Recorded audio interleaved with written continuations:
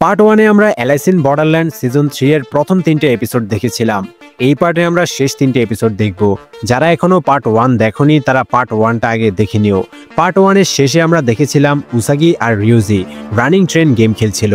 তাদেরকে 5টা সিলিন্ডার দেওয়া হয়েছিল, যেগুলো ব্যবহার করে তাদেরকে 4টা বিষাক্ত গ্যাসযুক্ত বগি পার করতে হতো। তবে 6 নম্বর বগিতে আসতে আসতে তারা 4টা সিলিন্ডার অলরেডি শেষ করে ফেলেছে।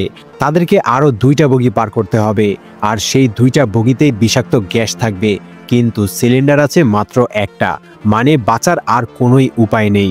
ট্রেনে থাকা সবাই আতঙ্কিত হয়ে যায়, সবাই মারা যেতে চলেছে। তখন সেই ট্রেন বিশেষজ্ঞ বলে, গতি যদি একই থাকে তাহলে একটু আগে দেখা সেই ট্রেন আবারও তাদের ট্রেনের পাশাপাশি মিলিত হবে। কিছুক্ষণের মধ্যেই 2টা ট্রেন পাশাপাশি চলবে। উসাগি বলে, এতক্ষণে সেই ট্রেনের খেলা শেষ হয়ে গেছে, শেষের ইঞ্জিন বগিটাও খুলে গেছে। এই ট্রেনে থাকলে নিশ্চিত মৃত্যু, তাই তারা পাশের ট্রেনে লাফিয়ে যাওয়ার সিদ্ধান্ত নেয়। ট্রেন 2টা পাশাপাশি চলে আসলে প্রথমেই উসাগি লাফ দিয়ে দ্বিতীয় ট্রেনে চলে যায়। অল্প সময়ের মধ্যেই ট্রেন 2টা 2 দিকে চলে যাবে। সময় কম থাকায় একের পর এক প্লেয়াররা লাফিয়ে দ্বিতীয় ট্রেনে চলে আসতে শুরু করে। তবে 2জন প্লেয়ার লাফানোর সময় মাঝখানে পিলারের সাথে লেগে মারা যায়।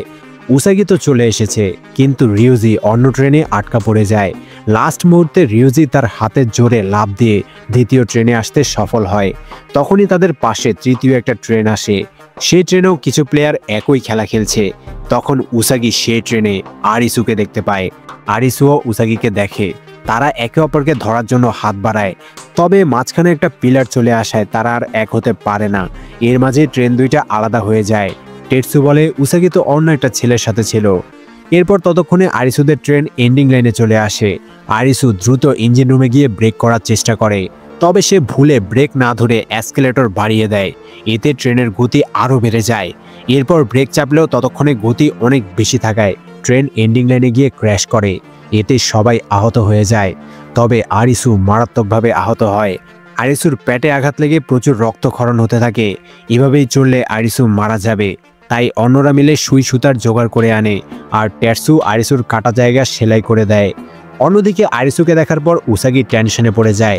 তার কারণেই তো আরিসু বর্ডারল্যান্ডে ফিরে আসতে বাধ্য হয়েছে। উসাগির মন খারাপ দেখে রিউজি উসাগিকে বলে সে মৃত্যু নিয়ে অনেক ফ্যাসিনেটেড, এর জন্য তাকে অনেক কিছু হারাতে হয়েছে। তার এই আসক্তির কারণে একবার সে লিমিট ক্রস করে ফেলেছিল। তখন আমরা রিউজির অতীতের একটা ঘটনা জানতে পারি। রিউজির একজন স্টুডেন্ট তার রিসার্চ পেপার পড়ে মৃত্যু দুনিয়া দেখার জন্য কৌতূহলী হয়ে যায়। সে রিউজিকে মৃত্যু দুনিয়া দেখানোর জন্য বারবার রিকোয়েস্ট করতে শুরু করে। তারা একটা ড্রাগের সন্ধান পায়, যার মাধ্যমে মৃত্যু দুনিয়া দেখা সম্ভব। রিউজি মেয়েটাকে আটকানোর চেষ্টা করে, তবে জোরাজোরি করার কারণে একদিন রিউজি সেই ড্রাগটা মেয়েটার বডিতে ইনজেক্ট করে দেয়। কথা ছিল 2 মিনিট পর মেয়েটার সেন্স ফিরে আসবে, কিন্তু 2 মিনিট কেটে গেলেও ইয়ানো নামের মেয়েটা আর জেগে ওঠে না, অর্থাৎ ইয়ানো মারা যায়। খবর ছড়িয়ে পড়ে ইয়ানো নামের একটা মেয়ে ড্রাগের ওভারডোজের কারণে মারা গেছে। রিউজিকে এই ঘটনার জন্য সন্দেহ করা হয়, তবে যথেষ্ট প্রমাণ না থাকায় রিউজিকে অ্যারেস্ট করা হয় না। ইয়ানোর মৃত্যুর জন্য নিজেকে দায়ী মনে করে রিউজি সুইসাইড করার চেষ্টা করে। কার অ্যাক্সিডেন্ট করার পরেও রিউজি বেঁচে যায়, তবে তার 2 পা নষ্ট হয়ে যায়। এরপর থেকে রিউজি হুইল চেয়ার ব্যবহার করছে, তবে এরপরেও সে তার এক্সপেরিমেন্ট চালিয়ে যায়। এদিকে দীর্ঘ সময় পর আরিসুর জ্ঞান ফিরে আসে। আরিসুকে ফিরে পেয়ে তার বন্ধুরা খুশি হয়ে যায়। আজকে সন্ধ্যায় তাদেরকে পরবর্তী গেম খেলতে হবে। আহত হয়ে উঠতে না পারায় আরিসু বাকিদেরকে গেম খেলার জন্য চলে যেতে বলে। আরিসুর বন্ধুরা বলে তারা কোনোভাবেই আরিসুকে ফেলে রেখে যাবে না। এখানে সবাই শুধুমাত্র আরিসুর জন্যই এখন পর্যন্ত বেঁচে আছে। এরপর শুরু হয়ে যায় সেমিফাইনাল খেলা। এই খেলায় যারা বেঁচে থাকবে তারা ফাইনাল গেম খেলতে পারবে। একটা গেম হচ্ছে টোকিও বিঙ্গো টাওয়ার। উসাগি আর রিউজি সহ কিছু প্লেয়ার এই খেলায় অংশগ্রহণ করে। এই খেলায় বিভিন্ন নাম্বার দেওয়া হবে। সেই নাম্বার অনুযায়ী প্লেয়াররা বাজার প্রেস করে লাইন মিলিয়ে এক ধাপ করে টাওয়ারের উপরে উঠতে পারবে। বিঙ্গো কার্ড সম্পূর্ণ করে টাওয়ারের একেবারে উপরে উঠে ফ্রি বাটন প্রেস করতে পারবে। এর মাধ্যমে গেম শেষ হবে।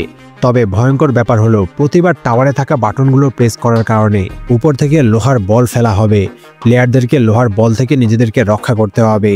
উসাগি রিউজিকে দড়ির সাথে বেঁধে টাওয়ারে উঠতে শুরু করে। অন্যদিকে আরিসু তার টিম নিয়ে অন্য একটা গেম খেলতে যায়। এই গেমের নাম কিক দ্য ক্যান। এতে বিল্ডিংয়ের মাঝখানে একটা ক্যান রাখা থাকবে। কেউ একজন ক্যানটাকে কিক মারবে। সময় শেষ হওয়ার আগে ক্যানটাকে খুঁজে এনে যেখান থেকে কিক করা হয়েছে সেখানে পুশ করতে হবে। যে প্লেয়ার নির্দিষ্ট সময়ে কমপ্লিট করতে পারবে সে জিতে যাবে, তবে সময় শেষ হয়ে গেলে ক্যান ব্লাস্ট হয়ে যাবে। টোটাল 10টা ক্যানের খেলা হবে। এরপর কাজুইয়া প্রথম ক্যানটাকে কিক মারে। সবাই ক্যানটাকে ক্যাচ করার চেষ্টা করলে হঠাৎ করে থ্রাস্টার অন হয়ে ক্যানটা বিল্ডিংয়ের অনেক উপরের ফ্লোরে চলে যায়। অর্থাৎ এই গেমটা এতটাও সহজ না যেমনটা তারা ভেবেছিল। সবাই তো ক্যানটা নেওয়ার জন্য প্রাণপণে দৌড়াতে শুরু করে, কিন্তু আরিসু দৌড়াতে পারে না। আরিসু নিচে দাঁড়িয়ে থাকে। টেৎসু, শিন, কাজুইয়া, নোবু, নাৎসু, সাচিকো, রে সবাই মিলে ক্যানটা খুঁজতে শুরু করে। একজন প্লেয়ার ক্যান খুঁজে পেয়ে হাতে নেওয়ার সাথে সাথেই 60 সেকেন্ডের টাইমার চালু হয়ে যায়। অর্থাৎ 60 সেকেন্ডের মধ্যেই খেলা শেষ করতে না পারলে ক্যান ব্লাস্ট হয়ে যাবে। তবে সে ক্যানটা নিয়ে ভুল পথে যাওয়ার কারণে লেজার পরে মারা যায়, আর কাজুইয়া ক্যানটা পেয়ে যায়। প্রতিবার হাত বদল হলে 5 সেকেন্ড করে টাইম কমে যায়।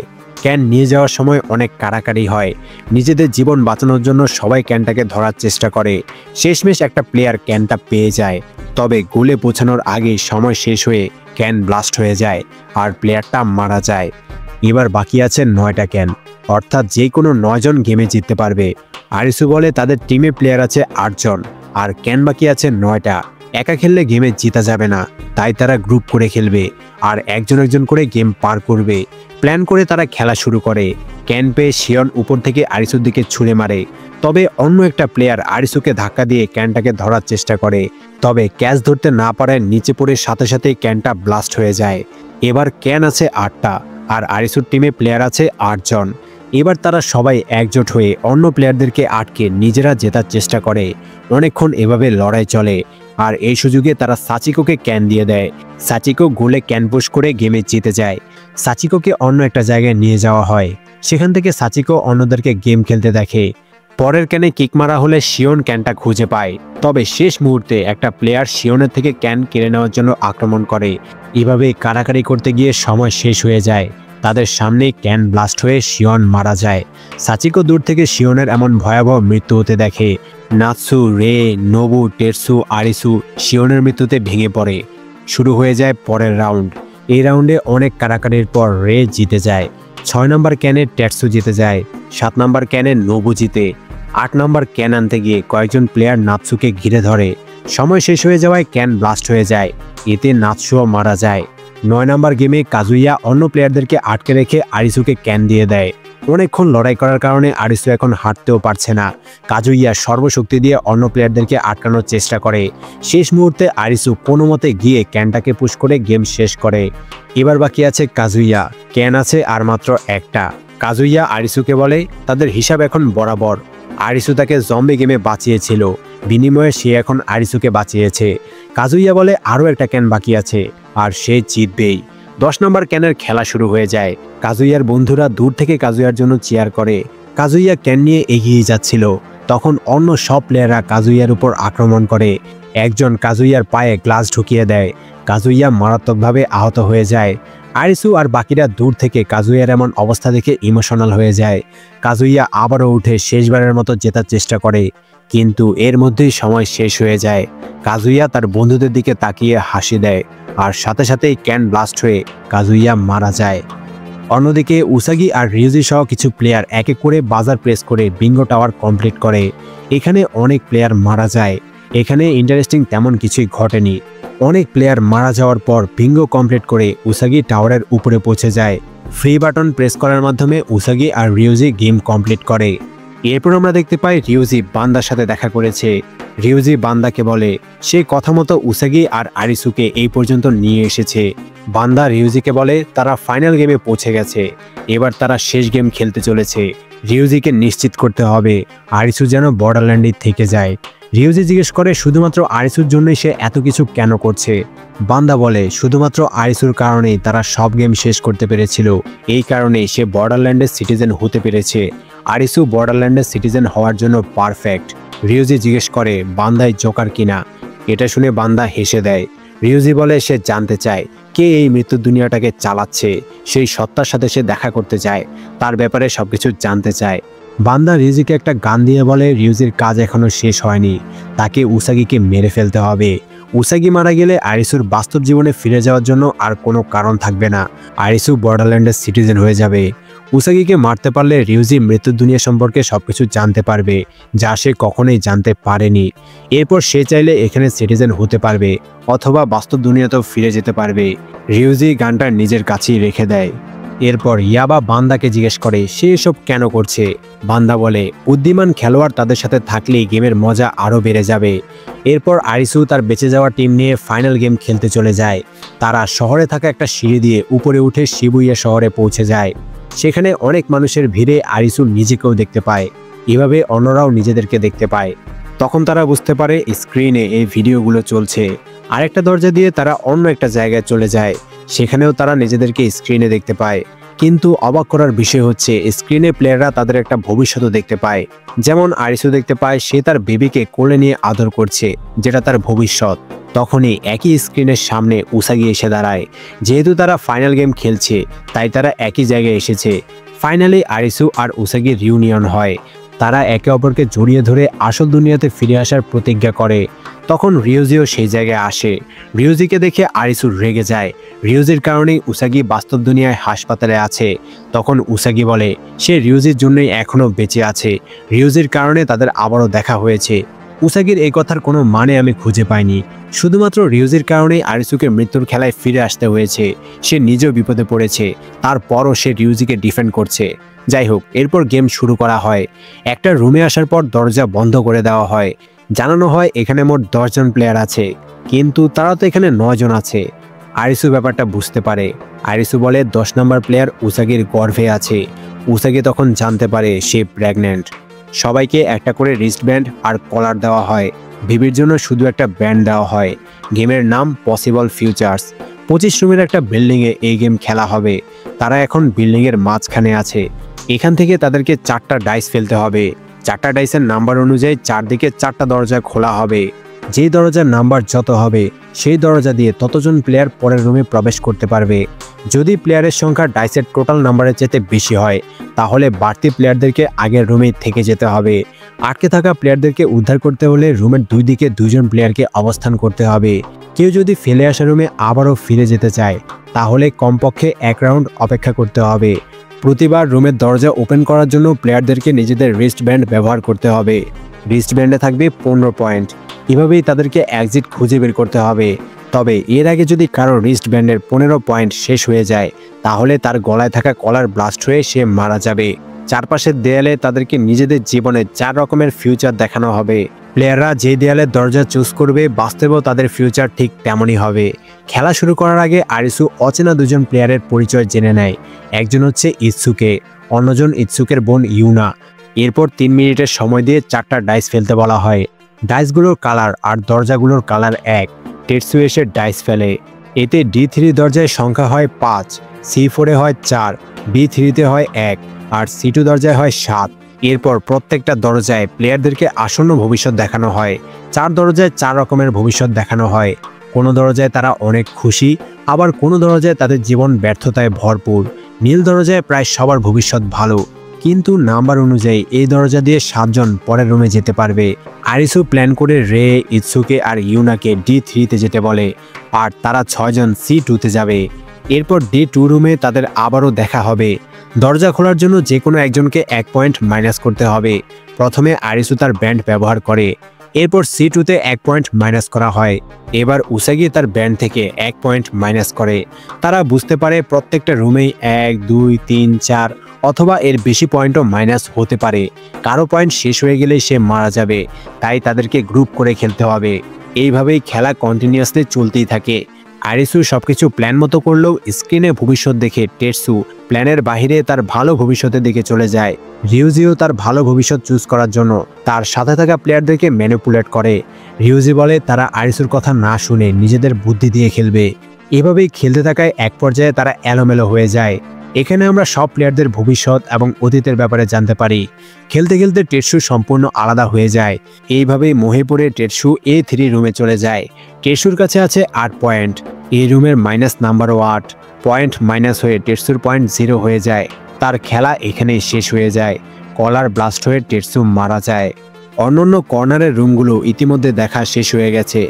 আরিসু বলে E5 অথবা A5 এই 2 রুমে যে কোনো এক রুমে এক্সিট থাকবেই। এদিকে রিউজি D3 রুমে একটা ভবিষ্যৎ দেখতে পায়, যেখানে সে বান্দার দেওয়া বন্দুক দিয়ে উসাগিকে মেরে ফেলে আর নিজেও সুইসাইড করে মারা যায়। তার মনে পড়ে বান্দা তাকে বলেছে উসাগিকে মারতে পারলে বান্দা তাকে মৃত্যু দুনিয়ার সকল রহস্য জানাবে। অন্যদিকে ডাইসে এক এক আশায় ইউনা আর তার ভাই ইৎসুকে আলাদা হতে বাধ্য হয়। ইউনা যায় C4-এ আর ইৎসুকে যায় B5-এ। ইৎসুকে ইউনাকে B4-এ দেখা করতে বলে। এরপর তারা দুই দরজা দিয়ে C4 আর B5-এ চলে যায়। এরপর ইউনা ডাইস ফেলে। তার ভাই তাকে যে করেই হোক B4 রুমে দেখা করতে বলেছিল, কিন্তু ডাইসে B4-এ 0 সংখ্যা ওঠে। ইউনা আর তার ভাইয়ের কাছে B4-এ মিলিত হতে পারে না। অন্যদিকে ইয়েৎসুকে B4-এ এসে ইউনাকে দেখতে পায় না, আর এই রুমের মাইনাস পয়েন্ট হচ্ছে 2। ইয়েৎসুকের কাছে আছে 2 পয়েন্ট। এতে মাইনাস হয়ে ইয়েৎসুকের পয়েন্ট শেষ হয়ে যায়। ইউনার সুন্দর ভবিষ্যৎ দেখতে দেখতে কলার ব্লাস্ট হয়ে ইয়েৎসুকে মারা যায়। আরিসু ভাবতে থাকে এখান থেকে কিভাবে বের হওয়া যাবে। আরিসু বলে এখন আর কাউকেই সে মারা যেতে দিবে না। একসাথে কাজ করলে সবাই এখান থেকে বেঁচে ফিরতে পারবে। সবাই এবার আরিসুর কথায় একমত হয়। উসাগি A3 রুমে গিয়ে টেটসুর ডেড বডি দেখতে পায়। উসাগি অন্যদেরকে জানিয়ে দেয় টেটসু আর বেঁচে নেই। এবার সবার পয়েন্টটি শেষের দিকে। তারা সবাই কর্নারের রুমে মিলিত হয়। এই রুমে এক্সিট আছে। সবার গলা আর হাত থেকে ব্যান্ড এবং কলার খুলে দেওয়া হয়। তারা গেমে জিতে গেছে। তখনই তাদেরকে আরও একটা ডাইস দেওয়া হয়। রিউজি ডাইসের দিকে এগিয়ে গেলে আরিসু বলে এবার ডাইস সে ফেলবে। ডাইস ফেললে 7 নাম্বার আসে। এক্সিটের দরজায় 7 লেখা ওঠে। দরজা খুলে বলা হয় 3 মিনিটের মধ্যে 7 জন এই দরজা দিয়ে বের হতে পারবে, কিন্তু বেবি সহ তারা মোট 8 জন আছে। তখন আরিসু উসাগিকে বলে উসাগিকে তাদের বেবির জন্য বাঁচতে হবে, সে এখানে থেকে যাবে। উসাগি কোনো মতেই আরিসুকে ছেড়ে যেতে রাজি হয় না। আরিসু রিউজিকে উসাগির খেয়াল রাখতে বলে। অন্যরা উসাগিকে নিয়ে এক্সিট দিয়ে বাইরে চলে যায়। আরিসু রুমেই থেকে যায়। এরপর আরিসু সেই রুমের স্ক্রিনে বাইরের দৃশ্য দেখতে পায়। আরিসুকে হারিয়ে উসাগি কান্না করছে। এদিকে রিউজির সেই ভবিষ্যতের কথা মনে পড়ে যেখানে সে উসাগিকে হত্যা করেছে, এরপর নিজেও সুইসাইড করেছে। এর মাধ্যমে সে মৃত্যুর দুনিয়ার সবকিছু জানতে পারবে। তাই রিউজি বান্দার দেওয়া বন্দুকটা বের করে উসাগির দিকে তাক করে। অন্যরা পিছনে থাকায় রিউজির হাতে থাকা বন্দুকটা দেখতে পায় না। এই দৃশ্য দেখে আরিসু স্ক্রিন ভেঙে বের হয়ে আসার চেষ্টা করে। তবে রিউজি উসাগিকে মারার জন্য যথেষ্ট সাহস জোগাড় করতে পারে না। সে বন্দুকটা নামিয়ে নেয়। এরপর ঘোষণা করা হয় আরিসু হচ্ছে এই রুমের শেষ প্লেয়ার। সে বাকিদেরকে তাদের ভবিষ্যৎ বাছাই করতে সাহায্য করেছে। অর্থাৎ আরিসু নিজের জীবন না বাঁচিয়ে অন্যদেরকে বাঁচিয়েছে। সে নিঃস্বার্থভাবে অন্যদের জন্য খেলেছে। এই কারণে আরিসুকে হত্যা না করে একটা ভবিষ্যৎ দেওয়া হবে। আরিসুর জন্য গেম ক্লিয়ার করা হয়েছে। এর মাধ্যমে আমরা বুঝতে পারি অন্যদের জন্য নিজেকে স্যাক্রিফাইস করার কারণে আরিসু গেমে জিতে গেছে। আর যারা নিজেদের জীবন বাঁচানোর জন্য এক্সিট দিয়ে বের হয়ে গেছে তারা হেরে গেছে। এরপর স্ক্রিনে একটা জোকারের কার্ড ভেসে ওঠে। গেমের ফলাফল বোঝার জন্য আমাদেরকে আগে জোকারের কার্ডের ফিলোসফি বুঝতে হবে। জোকারের কার্ড হলো একটা আনপ্রেডিক্টেবল কার্ড। জোকারকে অন্য যে কোনো কার্ডের পরিবর্তে ওয়াইল্ড কার্ড হিসেবে ব্যবহার করা যায়। আবার জোকারের কার্ডের কারণে খেলা হঠাৎ পরিবর্তন হয়ে যেতে পারে। হঠাৎ করেই হেরে যাওয়া প্লেয়ার জিতে যেতে পারে, আর জিতে যাওয়া প্লেয়াররা হেরে যেতে পারে। আর ঠিক এমনটাই এই গেমে হয়েছে। আরিসু হেরে গিয়েও জিতেছে, আর বাকিরা জিতেও হেরে গেছে। এর পরপরই বাইরে এক বিশাল প্রলয় আসতে শুরু করে।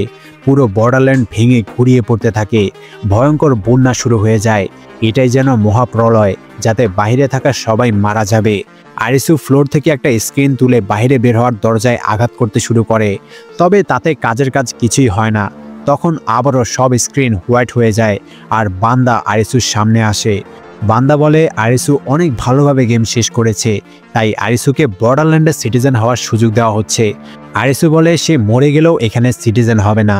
বান্দা বলে সে জানে আরিসু এখানে উসাগির জন্য এসেছে, আর উসাগি খুব তাড়াতাড়ি মারা যেতে চলেছে। বাস্তব জীবনে তার জন্য আর কিছুই অবশিষ্ট থাকবে না। তার চেয়ে ভালো আরিসু আর সে মিলে এখানকার গেমগুলোকে এনজয় করবে। রেগে গিয়ে আরিসু বান্দাকে মারার চেষ্টা করে। তবে আসলে তো বান্দা এখানে নেই। তবে দেয়ালে আঘাত করতে করতে আরিসু দরজা খোলার মতো জায়গা খুঁজে পায়।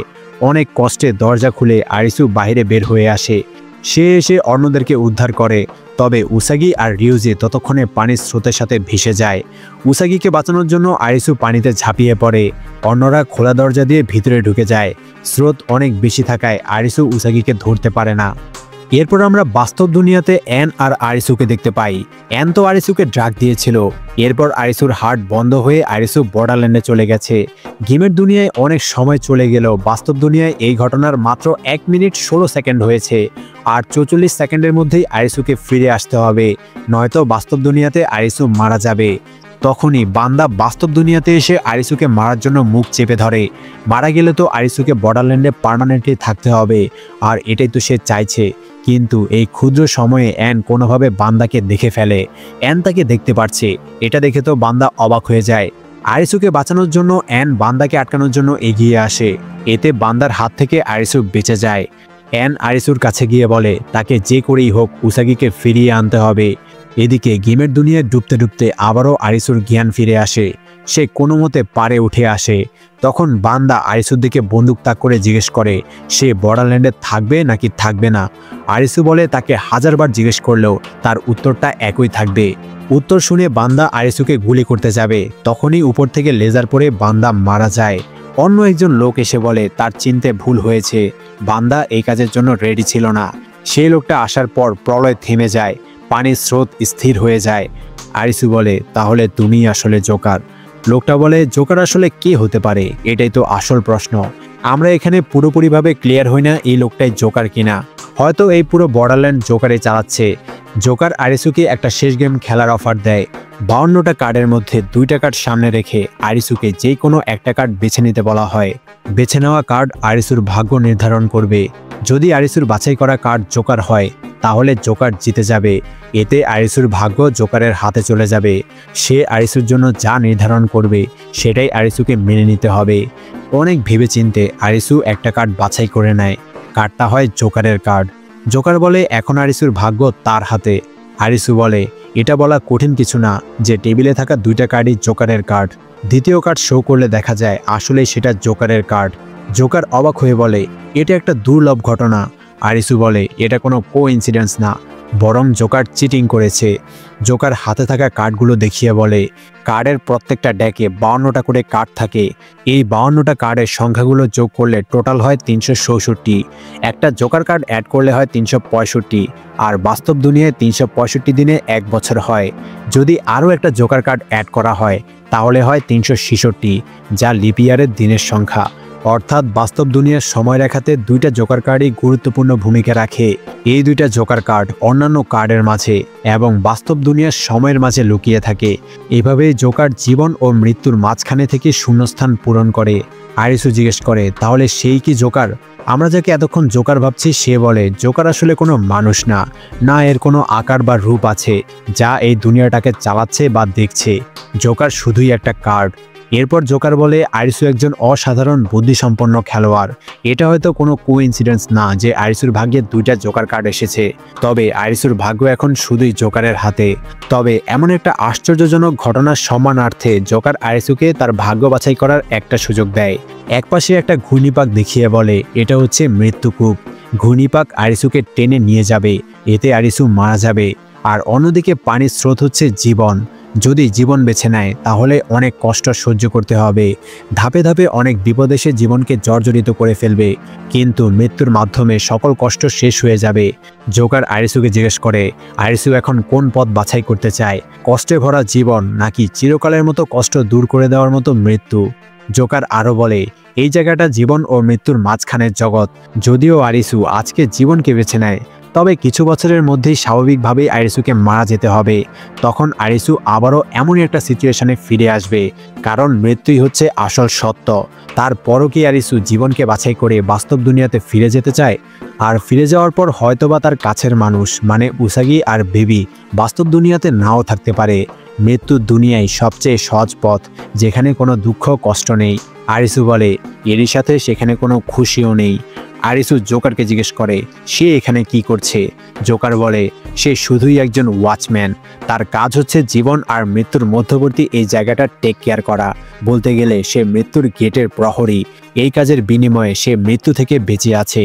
এটা শুনে আরিসু বলে সে নিজেই মৃত্যুকে এত ভয় পায়, অথচ অন্যদেরকে মৃত্যুর পথ বাছাই করতে বলে। ওয়াচম্যান বা জোকার যাই বলি না কেন, সে বলে এত সময় ধরে সে এমন একজনের মতামত জানার জন্য অপেক্ষা করে আছে যে অনেকবার মৃত্যুর মুখ থেকে ফিরে এসেছে। আরিসুই হচ্ছে এমন একজন। খুব জলদি এই জায়গায় অনেক মানুষ বন্যার পানিতে ভেসে আসবে। আরিসু জিজ্ঞেস করে এখানে কি হতে চলেছে। ওয়াচম্যান বলে যে দুর্ঘটনায় আরিসু সহ অন্য প্লেয়াররা এখানে এসেছিল তার থেকেও অনেক বড় কিছু ঘটতে চলেছে। তখনই একটা গায়েবী চিৎকার শোনা যায় আর ভয়ঙ্কর সেই প্রলয় আবারও শুরু হয়ে যায়। ওয়াচম্যান আরিসুকে জীবন আর মৃত্যু থেকে যে কোনো একটা বাছাই করে নিতে বলে। আরিসু বলে সে জীবনকে বেছে নিচ্ছে, এরই সাথে সে উসাগিকেও বাস্তব দুনিয়াতে ফিরিয়ে নেবে। তখন আরিসু এক জায়গায় স্রোতের মধ্যে উসাগিকে দেখতে পায়, সাথে সাথে সে পানিতে লাফিয়ে পড়ে। ওয়াচম্যান ইমপ্রেস হয়ে বলে সে আরিসুর মতো ইন্টারেস্টিং এবং বুদ্ধিমান মানুষ আগে কখনোই দেখেনি।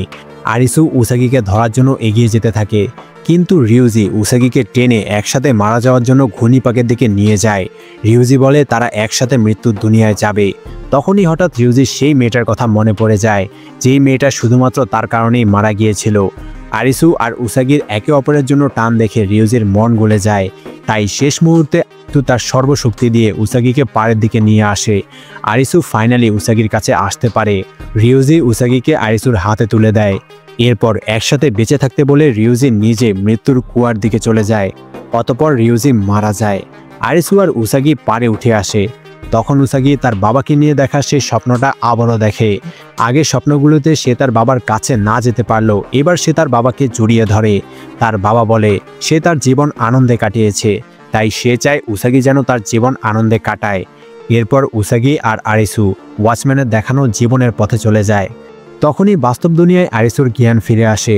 অবশেষে আরিসু দ্বিতীয়বারের মতো বর্ডারল্যান্ড থেকে বাস্তব দুনিয়াতে ফিরে এসেছে। আরিসু অ্যানকে জিজ্ঞেস করে সে কত সময় অজ্ঞান ছিল। অ্যান বলে মাত্র 2 মিনিট। সঠিক সময়ে ফিরে আসায় সে বেঁচে গেছে। এরপর আরিসু অ্যানকে ধন্যবাদ জানিয়ে উসাগিকে দেখার জন্য হাসপাতালে চলে যায়। হাসপাতালে গিয়ে দেখতে পায় উসাগির জ্ঞান ফিরে এসেছে। তবে রিউজি যেহেতু বর্ডারল্যান্ডে মারা গিয়েছিল, তাই সে বাস্তব জীবনেও মারা যায়। এরপর আরিসু আর উসাগি আবারও একটা সুন্দর জীবন শুরু করে। নিজেদের বেবির জন্য তারা নাম সিলেক্ট করা নিয়ে সময় কাটাচ্ছে। এভাবেই তারা আনন্দে জীবন কাটাচ্ছে। অন্যদিকে আমরা আরিসুর বাকি বন্ধু যারা বেঁচে গিয়েছিল তাদেরকেও দেখতে পাই। তারাও এখন তাদের স্বপ্নে জীবন কাটাচ্ছে। নোবু, ইউনা, সাচিকো, রে সবাই তাদের জীবনে খুশি। এরপর আমরা আরিসুকে কিছু মানুষকে কনসাল্ট করতে দেখি। এরা সবাই এক একজন বর্ডারল্যান্ডের প্লেয়ার ছিল। এখানে আমরা সবার প্রিয় সিসিয়াকে দেখতে পাই। একটা প্রশ্নে সিসিয়া উত্তর দেয় জীবন যেমনই হোক বাঁচতে তো তাদেরকে হবেই। এরপর একই প্রশ্ন সিসিয়া আরিসুকে জিজ্ঞেস করে তার কখন থেকে মনে হয়েছে সে আসলে একটা সুন্দর জীবন কাটাচ্ছে। আরিসু বলে সে তার বেবির জন্য নাম ঠিক করছে, এখনকার সময়টাই তার জন্য শ্রেষ্ঠ সময়। এর কিছু সময় পর শহরে একের পর এক ভূমিকম্প শুরু হয়ে যায়। ভূমিকম্পের মাত্রা দিন দিন বেড়েই যাচ্ছে। নিউজে বলা হয় পৃথিবীর বিভিন্ন জায়গায় একসাথেই ভূমিকম্প হয়েছে। অনেক জায়গায় এর মাত্রা অতিরিক্ত বেশি। এমনকি আমেরিকার ক্যালিফোর্নিয়ায় বড় মাত্রায় ভূমিকম্প হয়েছে।